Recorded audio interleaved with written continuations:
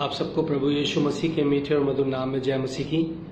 एक बार फिर से हम परमेश्वर के इस सुबह के समय के अंदर हम आए हैं और परमेश्वर के वचन को हम थोड़ी देर मनन करने जाते हैं। आइए मेरे प्रियो परमेश्वर का हम धन्यवाद दें, क्योंकि परमेश्वर के राज्य के लिए हम सब मिल के काम कर रहे हैं और हम विश्वास करते हैं कि परमेश्वर का राज्य हमारे बीच में है और हम उसके वो दूत हैं जो परमेश्वर के कार्य को बहुत बहुतायत के साथ फैलाना चाहते हैं। मैं विश्वास करता हूं कि जितने भी लोग आज की सुबह ये सेशन को सुन रहे होंगे उन सबको प्रभु आशीष देने जा रहे हैं और साथ ही परमेश्वर अपने राज्य के लिए आपको भी इस्तेमाल करते हैं। आइए हम अपने अपने सरों को झुकाएंगे और प्रार्थना में चलेंगे और प्रार्थना के बाद हम परमेश्वर के वचन की बातों को सीखने की कोशिश करेंगे। आइए हम प्रार्थना करें। सर्वशक्तिमान जीवित अनुग्रहकारी विलंब से क्रोध करने वाले हमारे स्वर्गीय पिता, प्रभु जी हम एक बार फिर से आपको धन्यवाद देते हैं आज की सुंदर सुबह के लिए। प्रभु जी जब पिता परमेश्वर हम आपकी उपस्थिति में आए हैं प्रभु जी हम आपसे विनती करते हैं प्रभु आप हमारी समझ को खोलें, हमारी बुद्धि को खोलें, हमारे विवेक को नियंत्रण में लाएं प्रभु, ताकि प्रभु जैसा आपका वचन कहता है प्रभु जी हमारे जीवन प्रभु जी उस वचन के अनुसार प्रभु काम करने वाले हो सके। हम प्रार्थना करते हैं प्रभु कि अपने वचन की गूढ़ बातों को हमें सिखाएं प्रभु, ताकि वचन की आदि शिक्षाएं प्रभु जी जो पिता परमेश्वर हमारे साथ निरंतर प्रभु जी बनी रही हैं प्रभु, इन बातों को प्रभु हम सीख के प्रभु जी औरों को सिखाने वाले हो सके प्रभु। ये अंत के दिन है पिता परमेश्वर, हम विश्वास करते हैं प्रभु कि इन अंत के दिनों में प्रभु आप अपनी आत्मा सब पर उंडेलना चाहते हैं प्रभु, अपनी आत्मा आप उन सब पे उंडेलें प्रभु जी जो प्रभु आपके पास आना चाहते हैं प्रभु जी। प्रभु इस समय जो भी प्रभु जी इस वचन को सुनते हैं हर एक के जीवन में प्रभु जी आप काम करना प्रभु, और इस वचन के द्वारा प्रभु जी 30 गुना 60 गुना 100 गुना नहीं परंतु प्रभु जी आना 1000 गुना प्रभु जी उन्हें फलवंत करना प्रभु जी, ताकि प्रभु तेरे राज्य के लिए प्रभु जी तेरे लोग काम करने पाए और तेरी महिमा और तेरा आदर प्रभु जी इस पृथ्वी पर बढ़ने वाला हो सके। सारा आदर मान महिमा प्रभु आपको देते हुए आपके बेटे हमारे उद्धार करता यीशु नासरी के नाम से मांगते हैं, सुनिए और ग्रहण कीजिए, आमीन। एक बार फिर से आप सबको प्रभु यीशु मसीह के मीठे और मधुर नाम में जय मसीह की। मेरे प्रियो आज की भोर एक बहुत ही अच्छे विषय के द्वारा परमेश्वर हमसे बात करने जा रहे हैं मेरे प्रियो, और वो विषय है मेरे प्रियो अपने विवेक के अनुसार कार्य करना, अपने विवेक के अनुसार काम करना। दैट मीन कि हम अपने कॉन्शियस का सही रीति से इस्तेमाल करें। और जैसे कि बीते दिनों में हम वचन को सुनते आ रहे हैं मेरे प्रियो, हमने वचन में ये बात सीखी थी कि संपूर्ण रीति से हम अगर परमेश्वर पर भरोसा करते हैं और परमेश्वर की बुद्धि और परमेश्वर की समझ और अपना सारा अधिकार उसको देके और उसके अधिकार को अगर हम लेते हैं और उसके अधिकार के अनुसार हम चलते हैं तो परमेश्वर हमें आशीष देता है। और परमेश्वर चाहता भी यही है कि मैं तुम में एक ऐसी जाति बनाऊंगा जो कि बालू के किनके के समान फैलेगी। वो तभी संभव है मेरे प्रियो कि जब हम अपना अधिकार किसको देंगे, परमेश्वर को देंगे। और अधिकार को केवल दे देना ही काफी नहीं है मेरे प्रियो, साथ ही हम लोगों को अपने विवेक से भी काम लेना सीखना होगा। आज बहुत बार मेरे प्रियो हम मसीही समाज के अंदर एक बड़ी अफसोस की बात देखते हैं मेरे प्रियो, और वो ये कि हम लोग अपनी सच्चे विवेक का सहारा नहीं लेते मेरे। हम अपने कॉन्शियस माइंड को इस तरह से डेवलप नहीं करते कि वो प्रभु के अनुसार कार्य करे। हम उसे संसारिक रीति के अनुसार चलाते हैं मेरे प्रियो। हम वचन की बातें सीखने की कोशिश तो करते हैं लेकिन वचन की बातों को अपने जीवन में अमल करना नहीं चाहते मेरे प्रियो। इसीलिए परमेश्वर का वचन हमें आज हमारे एक अच्छे विवेक के लिए हमें ये संदेश देना चाहता है मेरे। इसलिए मैं चाहता हूं मेरे प्रियो कि जितने भी लोग आज इस संदेश को सुनते हैं वो अपने जीवन में अपने विवेक को सुधारने की कोशिश करें, ताकि परमेश्वर उनके जीवन से एक बड़े आश्चर्य कर्म और बड़ी गवाही को लेकर आना पाए। मेरे प्रियो आज का जो विषय मैंने लिया है वो लिया है तीतुस उसका पहला अध्याय। तीतुस उसका पहला अध्याय। मेरे प्रियो यहां पौलुस जो था उसकी 3 मिशनरी यात्राएं पूरी हो चुकी हैं और उन 3 मिशनरी यात्राओं के पूरा हो जाने के बाद उसे गिरफ्तार कर लिया गया है और गिरफ्तार करके उसे रोम भेज दिया गया। रोम भेज देने के बाद उसका 2 साल तक उसे क्या किया गया, कैद खाने में डाला गया। जैसे ही वो कैद खाने से छूटता है पौलुस 2 साल बाद, तो वो छूटकर सीधा तीतुस के साथ कहां जाता है, क्रेते शहर में जाता है। एक ऐसा शहर मेरे प्रियो जो यीशु मसीह के प्रचार को अच्छे रीति से समझता है, एक ऐसा शहर जिसके अंदर मसीही सेवकों की कोई कमी नहीं है, सब कुछ आत्मिक रीति से वो परिपक्व है। लेकिन उसके बावजूद भी पौलुस जो है वो क्रेते के अंदर तीतुस को एक लेटर लिखता है, और उस लेटर में क्या कहता है मेरे साथ आप पढ़िएगा।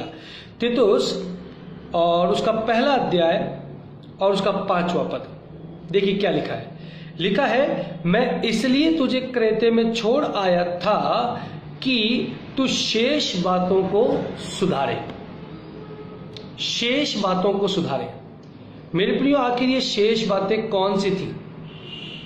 क्या उन लोगों के बीच में क्या मसीह यीशु का प्रचार पौलुस ने सही रीति से नहीं किया था?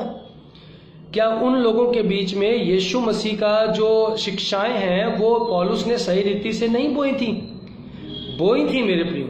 लेकिन उसके बावजूद भी उनके अंदर कहीं ना कहीं एक ऐसी दुविधाएं और उनके विवेक में ऐसी कमियां पाई गई, जिनके विषय में पौलुस फिर से उसको लेटर लिखता है तीतुस को, और वो कहता है कि शेष बातों को क्या करे, तू सुधारे, और मेरी आज्ञा के अनुसार नगर नगर प्राचीनों को नियुक्त करे।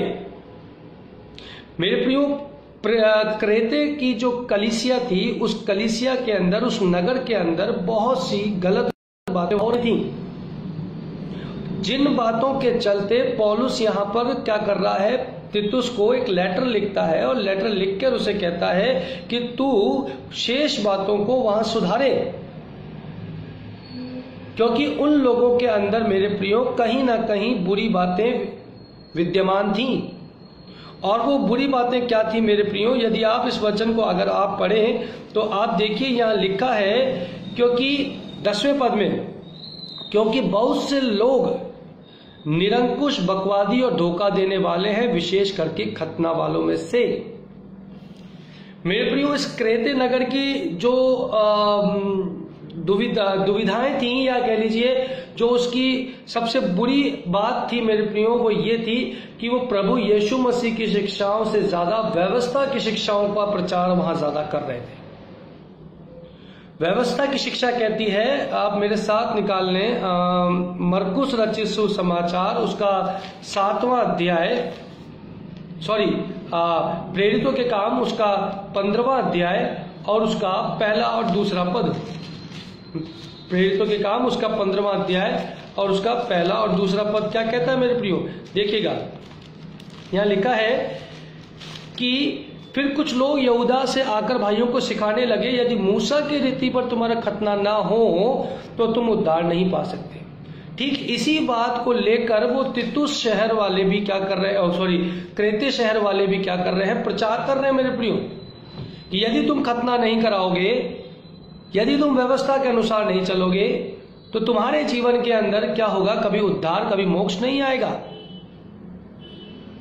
और इसी विषय को मद्देनजर रखते हुए पौलुस जो है वो क्रेते नगर के तीतुस को एक लेटर लिखता है और कहता है कि यही वो शेष बातें हैं जिन्हें सुधारना तेरे लिए आवश्यक है, क्योंकि इन लोगों के अंदर एक ऐसी भ्रांति पैदा हो गई है कि वो लोगों को गलत शिक्षाएं दे रहे हैं कि खतना अगर आप कराते हो, यदि आप व्यवस्था के अनुसार चलोगे, आप खतना नहीं कराओगे तो आपका उद्धार नहीं होगा। वो कथा कहानियों पर अपना मन लगाने लग गए मेरे प्रियो।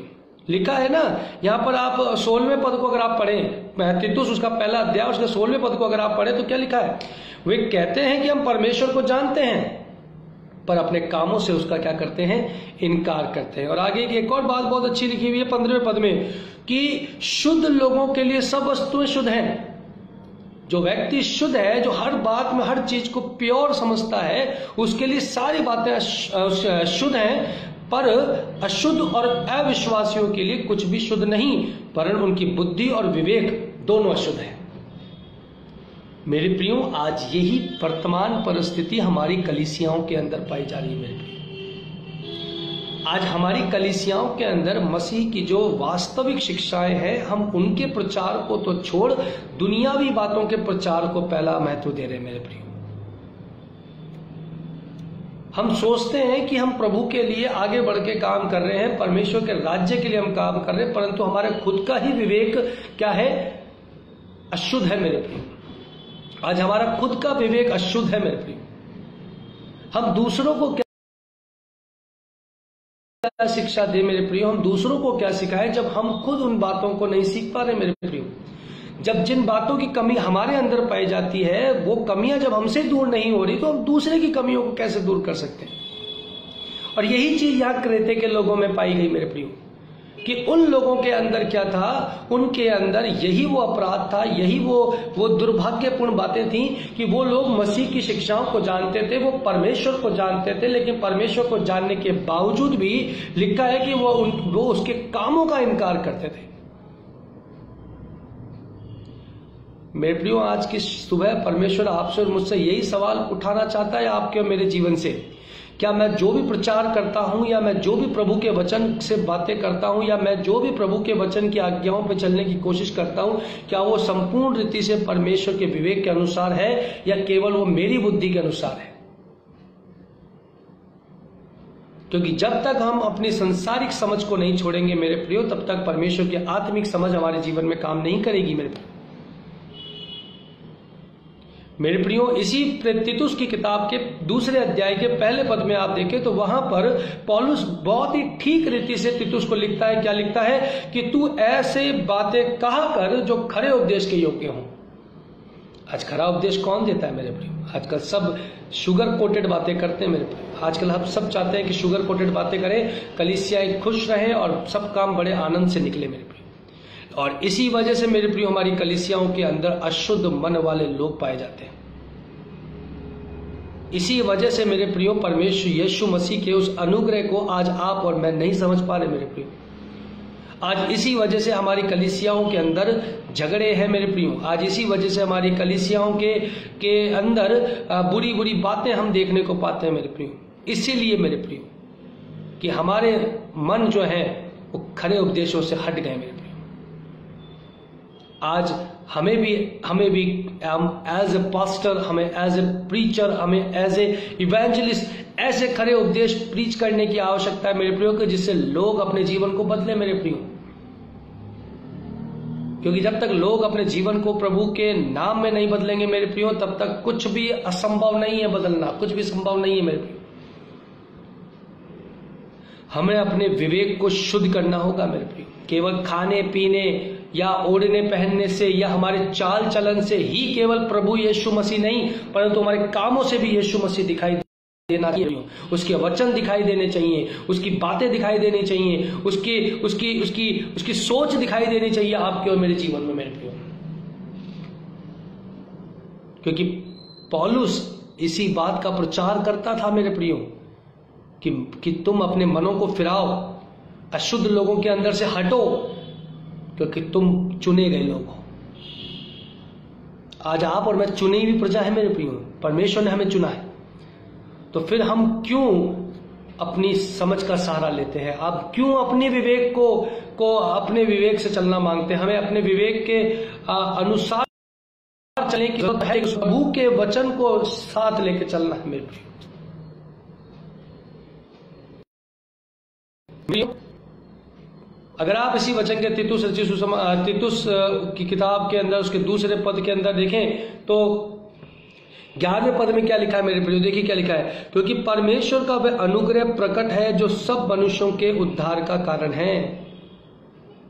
आज प्रभु यीशु मसीह किसी गैर कौमी को या कौमी के अंदर अंतर नहीं करता मेरे प्रियो, जैसा कि हम में से बहुत लोग करते हैं मेरे प्रियो। प्रभु यीशु मसीह की शिक्षाएं, प्रभु यीशु मसीह की आज्ञाएं, परमेश्वर का वचन कभी भी किसी भी जाति या अन्य जाति के अंदर भेद नहीं करता मेरे प्रियो। क्योंकि ये भेद हमने प्रकट किया है, ये परमेश्वर का भेद नहीं है। ये जो डिफरेंस हमने क्रिएट किए हैं, जो अलग अलग डिनोमिनेशंस के डिफरेंस हमने क्रिएट किए हैं, या अलग अलग जातियों के डिफरेंस जो हमने क्रिएट किए मेरे प्रियो, ये परमेश्वर की योजना नहीं है। परमेश्वर की योजना है हम सबको मिलाकर एक मन करने की मेरे प्रियो। परमेश्वर की योजना है उसकी आज्ञाओं के ऊपर चलने की मेरे प्रियो। परमेश्वर की योजना है हमें फ्रूटफुल बनाने की मेरे प्रियो। परमेश्वर की योजना है हम लोगों के अंदर आनंद देने की मेरे प्रियो। क्योंकि परमेश्वर का वचन कहता है कि परमेश्वर का पुत्र इसलिए नहीं आया कि वो तुम्हें दुख दे, तुम्हें परेशानी दे, क्योंकि वो इसलिए आया कि तुम्हें वो बहुतायत का जीवन दे। वो हमें जीवन देने आ रहा है, वो हमें आशीषें देने जाता है मेरे प्रियो। ये भेद जो बनाया है ना मेरे प्रियो, ये हम लोगों ने बनाया है मेरे प्रियो, कि हम उस डिनोमिनेशन से हैं, हम उस डिनोमिनेशन से, हम उस चीज का प्रचार करते हैं, हम उस चीज का प्रचार करते हैं। अरे हम किस चीज का प्रचार करें? इब्रानियों की किताब में आप पढ़ें तो इब्रानियों की किताब में देखिएगा वहां क्या लिखा है। पढ़िएगा मेरे साथ इब्रानियों उसका दूसरा अध्याय, इब्रानियों उसका दूसरा अध्याय और उसका अगर आप पहला पद पढ़े तो क्या लिखा है कि इस कारण चाहिए कि हम उन बातों पर जो हमने सुनी है और भी मन लगाएं, ऐसा ना हो कि बहक कर उनसे दूर चले जाए। जो बातें हमने सुनी हैं और मन लगाया है, हम उन बातों पर चले मेरे प्रियो। कौन सी बातें मेरे प्रियो? इसी इब्रानियों की किताब उसके पहले अध्याय में आपको वो बातें समझ में आएंगी मेरे प्रियो। लिखा है कि पुत्र की बातों के ऊपर, कि परमेश्वर ने पुत्र के द्वारा बातें की, जिसे उसने सारी वस्तुओं का वारिस ठहराया और उसी के द्वारा उसने सारी सृष्टि की रचना की। हमें उन बातों को मानना है मेरे प्रियो, हमें उन बातों पे चलना है मेरे प्रियो। ये नहीं कि हम लोग व्यवस्था, मैं ये नहीं कहता कि व्यवस्था गलत थी या गलत है मेरे प्रियो, लेकिन व्यवस्थाओं से बढ़कर परमेश्वर ने हमें एक और अनुग्रह के काल में रखा है मेरे प्रियो। और उस अनुग्रह के काल में परमेश्वर हमें यही बात तो सिखाना चाहता है मेरे प्रियो, कि हम लोग परमेश्वर के वचन के अनुसार अपने जीवन को व्यतीत करें मेरे प्रियो, अपने विवेक को शुद्ध करें।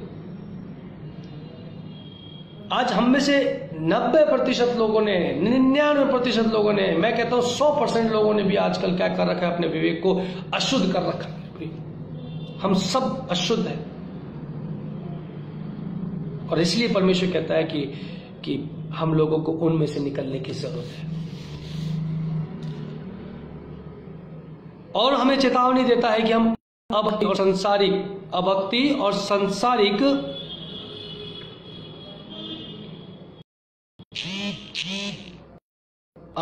सांसारिक अभिलाषाओं से मन में संयम और धर्म और भक्ति से जीवन बिताएं। यह है परमेश्वर की कॉलिंग मेरे प्रियो, आपके और मेरे लिए, मेरे लिए। और उस धन्य आशा की अर्थात अपने महान परमेश्वर और उद्धारकर्ता यीशु मसीह की महिमा के प्रकट होने की बाट जोहते रहे, संयम के साथ, धीरज के साथ, और उस धन्य आशा की बाट जोहते रहे। और 14वें पद में क्या लिखा है? जिसने अपने आप को हमारे लिए दे दिया कि हमें हर प्रकार के अधर्म से छुड़ा ले और शुद्ध करके अपने लिए एक ऐसी जाति बना ले जो भले भले कामों में सरगम हो। भले भले काम सरगम हो मेरे प्रियो, हमें इस पृथ्वी पर की अभिलाषाओं से आजादी अगर पानी है तो अपने अपने मनों को शुद्ध करना होगा। हमें बुरी बातों से हट के परमेश्वर की बातों पे मन लगाना होगा मेरे प्रियो। और अगर आप इस तीतुस की किताब के पहले पद को अगर आप पढ़ेंगे मेरे प्रियो, तो तब आपको एक बात समझ में आएगी मेरे प्रियो कि ये बातें केवल के लिए नहीं, संपूर्ण मानव जाति के लिए रखी है मेरे प्रियो। हर एक जन अपने अपने मन को शुद्ध करे, क्योंकि मेरे प्रियो लिखा है कि यहूदियों की कथा कहानियों और उन मनुष्यों की आज्ञाओं पर मन न लगाएं जो सत्य से भटक जाते हैं, सत्य से भटक जाते हैं। मरकुस रचित सुसमाचार उसका 7वां अध्याय, निकालिएगा मेरे साथ, मरकुस रचित सुसमाचार उसका 7वां अध्याय और उसका दूसरा, तीसरा और 5वां पद देखिएगा क्या कहता है। मरकुस रचित सुसमाचार उसका 7वां अध्याय और उसका 2 पद क्या कहता है, और उन्होंने उसके कुछ चेलों को अशुद्ध अर्थात बिना धोए हाथों से रोटी खाते देखा, क्योंकि फरीसी और सब यहूदी पूर्वजों की परंपरा पर चलते हैं और जब तक भली भांति हाथ नहीं धो लेते तब तक नहीं खाते। मेरे प्रियो, ये उन सदूकी फरीसियों की बातें थी। और जब उसके चेले जो है वो बिना हाथ धोए, बिना अपने हाथों को धोए, और जब वो रोटियों को खा रहे थे उसके यीशु मसीह के चेले, तो लोगों ने जब देखा तो कहा कि ये तो सदूकी फरीसियों की परंपराओं पर तो चलते नहीं है। 5वें पद में क्या कहा है, इसलिए उन फरीसियों शास्त्रियों ने उससे पूछा, तेरे चेले क्यों पूर्वजों की परंपराओं पर नहीं चलते और बिना धोए हाथों से रोटी खाते हैं। तो देखिएगा मेरे प्रियो, जब ऐसे सवाल जब यीशु मसीह के सामने उठे तो यीशु मसीह ने उन्हें क्या जवाब दिया, क्या रिप्लाई दिया। देखिए, यशायाह ने तुम कपटियों के विषय में बहुत ही ठीक भविष्यवाणी करी है। मेरे प्रियो, खरा उपदेश, इसी खरे उपदेश की मैं आपसे चर्चा कर रहा हूं। मेरे प्रियो,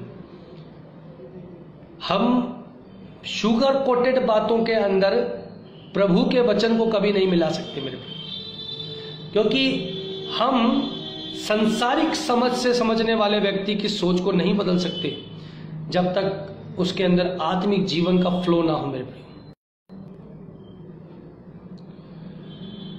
यीशु मसीह मेरे प्रियो, क्योंकि उन्हें पता था कि ये वो लोग हैं होठों से तो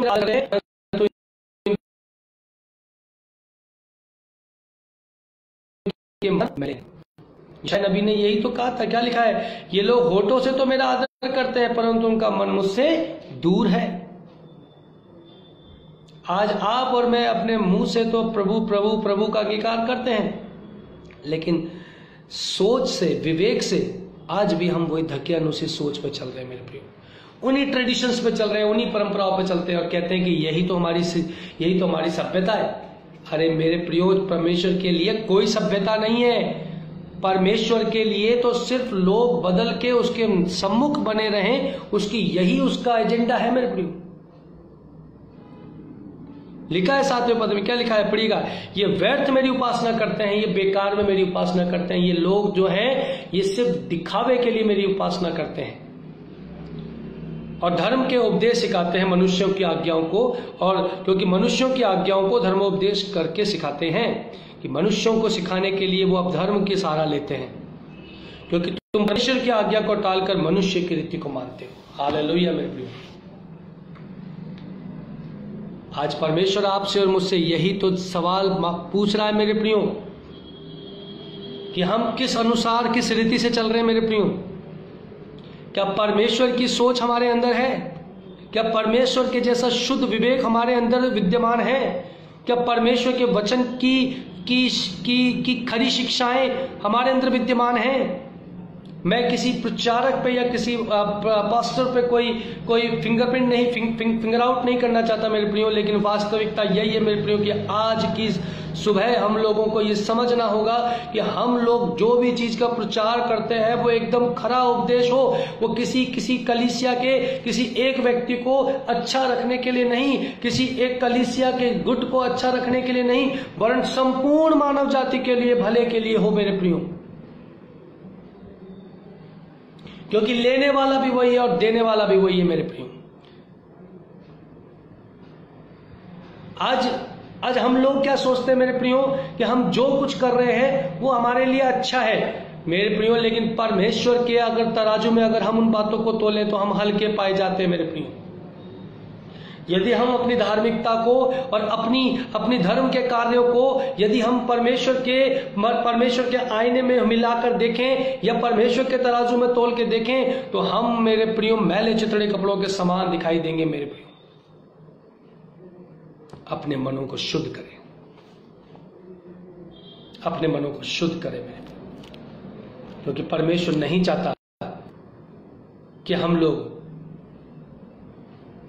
कि अपनी परंपराओं में पढ़ के, अपने ट्रेडिशन में पढ़ के परमेश्वर के वचन की शिक्षाओं को भूल जाए।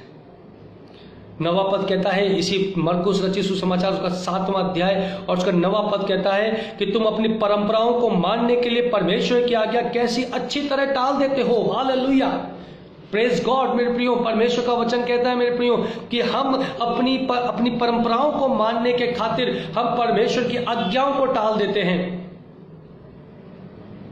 हमारे लिए परमेश्वर की बातें दूसरा स्थान ले लेती हैं यदि अगर हमारे फायदे की कोई बात होती है। मेरे प्रियो,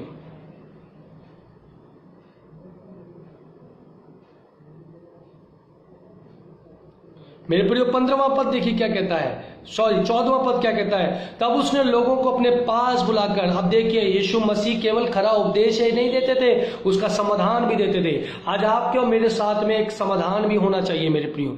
आज आपके और मेरे बीच में जो हम खरा उपदेश दे रहे हैं, उस खरे उपदेश के साथ साथ उसका समाधान भी हमें लोगों को देना होगा। नहीं तो लोग क्या सोचेंगे मेरे प्रियो कि ये सिर्फ हमें डांटने का काम करता है, हमें सिखाने का काम नहीं करता। देखिए यीशु मसीह क्या कहते हैं, तब उसने लोगों को अपने पास बुलाकर उनसे कहा, तुम सब मेरी सुनो और समझो। ऐसी कोई वस्तु नहीं जो मनुष्य में बाहर से समाकर उसे अशुद्ध करे। ऐसी कोई वस्तु नहीं है जो बाहर से उसमें समाकर उसे अशुद्ध करे। जो वस्तुएं मनुष्य के भीतर से निकलती हैं। क्या निकलता है मेरे और आपके भीतर से मेरे प्रिय? क्रोध निकलता है, ईर्ष्या निकलती है, व्यभिचार निकलता है, झूठ निकलता है, असंयम निकलता है, अधर्म निकलता है मेरे बड़ियों। अलर गलर बातें निकलती हैं, गालियां निकलती हैं, बुरी बुरी बातें हमारे मुंह से निकलती हैं, लुचपन की बातें निकलती हैं, झगड़े निकलते हैं मेरे प्रियो। हम आपस में एक दूसरे का कटाक्ष करते हैं, कॉन्ट्रोवर्सीज हमारे मन से निकलती है मेरे प्रियो, क्रिटिसिज्म निकलता है मेरे प्रियो। परंतु जो वस्तुएं मनुष्य के भीतर से निकलती हैं वे ही उसे अशुद्ध करती हैं, वही उसे अशुद्ध करती है। इसलिए यीशु मसीह कहते हैं कि जिसके सुनने के कान हो वो सुन ले। मेरे प्रियो, तीतुस को जो लेटर लिखा गया था, उस लेटर में पौलुस यही बात उसे लिख रहा है कि तुझे उन शेष बातों को सुधार। मैं चाहता हूं कि तू उन शेष बातों को सुधारे जो इन लोगों में विद्यमान है, जो इन लोगों में विद्यमान है, इनके चरित्र में विद्यमान है, इनके विवेक में जो बातें विद्यमान है। मैं चाहता हूं कि वो बातें, जो बुरी बातें हैं, तो उनके अंदर से निकाल और उन्हें चेतावनी दिया कर कि वे विश्वास में पक्के हो जाए। 14वां पद 13वां पद क्या कहता है कि इसलिए उन्हें कड़ाई से चेतावनी दिया कर कि वे विश्वास में पक्के हो जाए। मेरे प्रियो, आज परमेश्वर के वचन को हमें सीखने की जरूरत है मेरे प्रियो। और इसी तीतुस के 3 अध्याय के पहले पद को आप पढ़ें। ये पूरा लेटर मेरे प्रियो हम लोगों के अच्छे विवेक के को समझाने के लिए मेरे प्रियो। इस पूरे लेटर के अंदर पौलुस ने बार बार कलीसियाओं के अंदर हो रही बुरी बातों से उन्हें मन फिराने के लिए बार बार चेतावनी दी है मेरे प्रियो। और वो तीतुस के माध्यम से यही बातें लिखता है कि लोगों को शुद्धि दिला कि हाकिमों और अधिकारियों के अधीन रहे और उनकी आज्ञाएं माने और हर एक अच्छे काम के लिए तैयार हैं। देखिएगा मेरे प्रिय, तीतुस को वो क्या लिखता है दूसरे पद में, किसी को बदनाम ना करें, झगड़ालू ना हो, पर कोमल स्वभाव के हों और सब मनुष्य के साथ बड़ी नम्रता के साथ रहें। मेरे प्रियो, मेरी आज की सुबह आप सब लोगों से यही निवेदन है कि परमेश्वर के वचन को अपने जीवन में स्थान दे, परमेश्वर के विवेक को अपने जीवन में रिसीव करने की तैयारी करें मेरे प्रिय, क्योंकि परमेश्वर आपके एक विवेक को आज बदलना चाहता है। वो आपके अंदर उस अशुद्ध मन को निकाल कर उसमें एक ऐसा शुद्ध मन डालना चाहता है जो केवल और केवल प्रभु यीशु की शिक्षाओं और परमेश्वर की आज्ञाओं के अनुसार हो। मेरे प्रियो, वचन बताता है कि कितने ही ऐसे लोग थे जो इधर उधर की बातों में आकर परमेश्वर के वचन की शिक्षा से भटक गए। आज आपके और मेरे जीवन में बहुत से ऐसे लोग आएंगे मेरे प्रियो, जो प्रभु के वचन से आपको भटकाएंगे मेरे प्रियो। हो सकता है वो आपके परिवार के सदस्य हो सकते हैं, वो आपके के लोग हो सकते हैं, लेकिन आपको अपने विवेक को कंट्रोल करना है। अपने विवेक को नियंत्रण में लाना है ताकि प्रभु की वचन की बातें आपको समझ में आए। मेरे प्रभु करे आज की भोर जो वचन हमने सुने उन वचनों के द्वारा परमेश्वर हम सबको आशीष देने पाए। आइए हम प्रार्थना करें।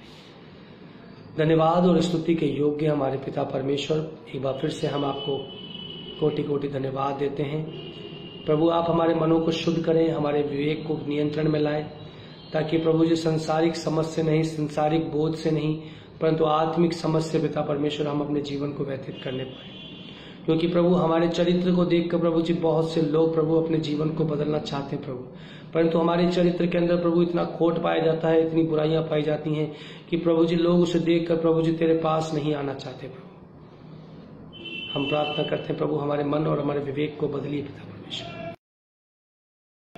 प्रभु जी सुनने और सुनाने का प्रभु जी हमें बुद्धि और समझ दें, ताकि प्रभु जी हम शुगर कोटेड बातों में प्रभु जी अपने समय को व्यतीत ना करें, परंतु प्रभु जी खरे उपदेश को बांटने में प्रभु जी अपने समय को व्यतीत करें। क्योंकि यह अंत का समय है, ये अंत के दिन है प्रभु जी, जब हम न्याय सिंहासन के सामने खड़े होंगे प्रभु जी, तब हमारा खरा न्याय किया जाएगा। तब हमारे सामने प्रभु जी वे बातें रखी जाएंगी जो हमने बुरी बुरी बातें हमने सब करी हैं प्रभु। हमने अपने जो